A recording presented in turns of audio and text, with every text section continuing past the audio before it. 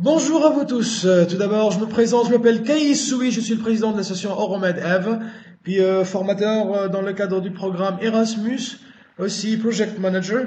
Je représente l'association Euromed Eve Tunisie. Je vais commencer par expliquer cette image où il y a le logo de l'association Euromed Eve Tunisie et on a bel et bien voulu mettre nos filiales qui sont Euromed Eve Maroc, Euromed Eve Italie, Euromed Eve Pologne. Donc, on va essayer de répondre à vos questions au minimum de temps. La première, comme on a eu connaissance du programme Erasmus, en 2010, on a intégré le programme Euromed Jeunesse 4, ce qui nous a permis de participer après dans des programmes Salto Youth, Euromed. Et lors de ces formations de Salto, on a fait connaissance avec des associations européennes qui travaillent dans le cadre du programme Jeunesse en Action. C'était en 2012-2013. Là, on a commencé à travailler sur les projets de mobilité Jeunesse en Action et on s'est retrouvé en 2014 tout prêt pour pour continuer notre travail dans le cadre du programme Erasmus+. Les projets de mobilité dont notre organisation a-t-elle participé? Comme vous le voyez sur ce diagramme, il y a 3 en 2013. C'était Jeunesse en Action à l'époque. 2014-5, c'était encore Jeunesse en Action, puisque c'est des projets qui ont été déposés en 2013, qui se faisaient en 2014. Et un ou deux, à ce que je me rappelle, dans le cadre du programme Erasmus. En 2015, 11 projets. En 2016, 16 projets. Et en 2017, 22 projets. Et quand je dis 22 projets, ce sont des projets qui ont été réalisés et finis. Sinon, il y a des projets qui ont commencé en 2017 et qui finiront en 2018. Parce que là, il y a pratiquement 2 projets par mois l'année prochaine, en juin, en février, en mars, puis en mois de mai, on a même des projets qui sont programmés pour le mois de juillet. Vous avez pratiquement ici un tableau de la Mobility Tools, des projets de notre association, ce qui nous fait un total de 57 projets déjà réalisés. Je parle bien de projets réalisés, non pas de projets qui ont été approuvés et qui sont en cours de réalisation. Quelle nature ces projets? Donc on s'est rendu compte qu'on a fait que 9 projets échange de jeunes. L'année dernière, on a essayé de promouvoir le EVS. Du coup, on a été intégré dans 14 projets EVS, Service volontaire européen, et la majorité de nos projets sont orientés vers la mobilité des acteurs de jeunesse. 34 projets. Pour les jeunes, on a bel et bien voulu diviser entre étudiants et jeunes en recherche d'emploi, parce que pour des étudiants, c'est très facile de les faire participer à une mobilité, mais par rapport aux jeunes en recherche d'emploi, 52, c'est énorme, 52 jeunes qui ont bénéficié de cette mobilité, surtout avec les difficultés qu'on a eues pour le visa avec ces jeunes en recherche d'emploi. Puis les jeunes travailleurs, c'est 38 jeunes travailleurs, ce qui nous fait un nombre total de bénéficiaires directs, 164 jeunes. Je dis bien direct parce que aussi on a des bénéficiaires indirects de ce programme-là, le programme de mobilité de jeunesse. Donc pour ce volet du programme, la question comment on est entré en contact avec les organisations européennes. Comme vous le voyez sur ce network, il y a le programme Euromed, il y a Salto, centre de ressources, il y a aussi European Youth Portal, les réseaux sociaux tels que Facebook, Trainer Network, puisque j'appartiens au Trainer Network, et puis le fameux site de Salto Youth qui englobe tellement de trucs qui permettront aux associations tunisiennes de trouver des partenaires, etc. Bien sûr, à part, je disais bien au début, nos filiales, la filiale Euromed Eve Italie qu'on a créée l'année dernière et la toute nouvelle Euromed Eve Pologne.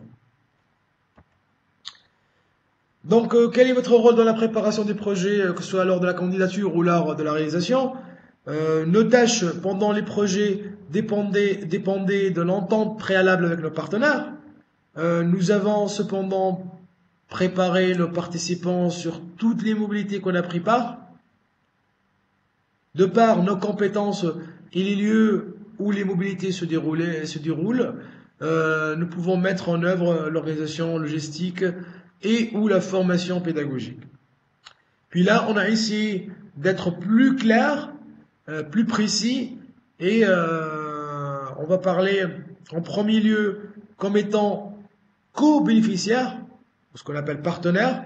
Lors de la préparation, on est là pour notre rôle intervient aussi dans le montage des dossiers de candidature et formulation d'idées en rapport avec le contexte et les objectifs du projet, les coordinations et la communication avec les partenaires du projet, et puis lors de la réalisation, la sélection et la préparation pédagogique et interculturelle de nos participants en mobilité, les arrangements de voyage, l'assistance logistique et la réalisation d'activités de visibilité, de diffusion, etc.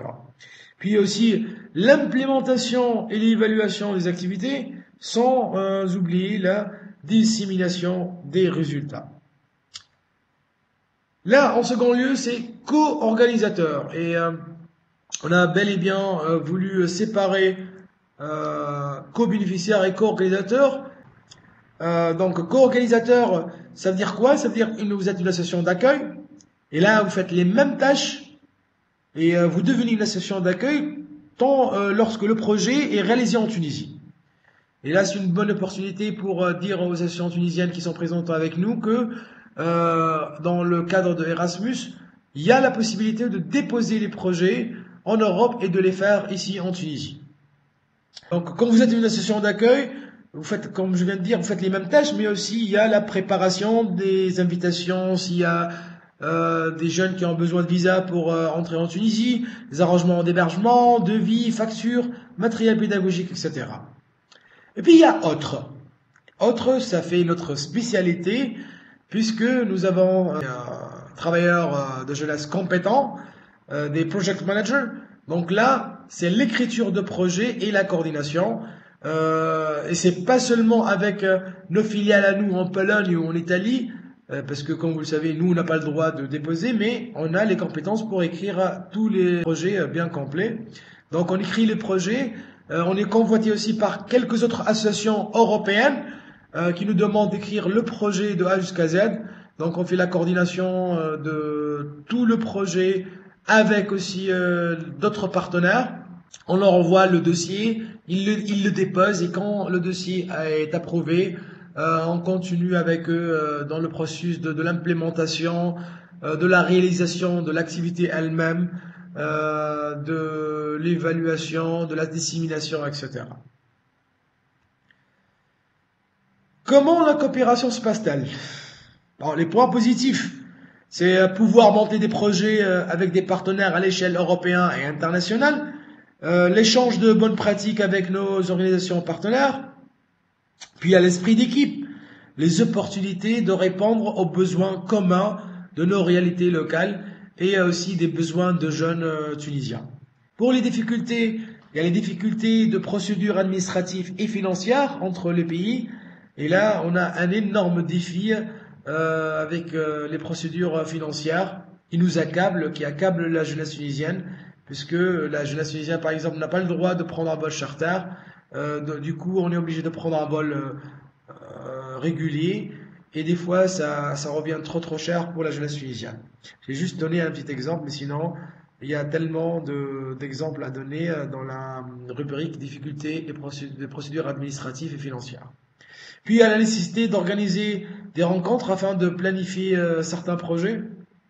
Et là aussi, c'est je dirais pas la difficulté de mobilité, mais difficulté de la planification et de l'organisation.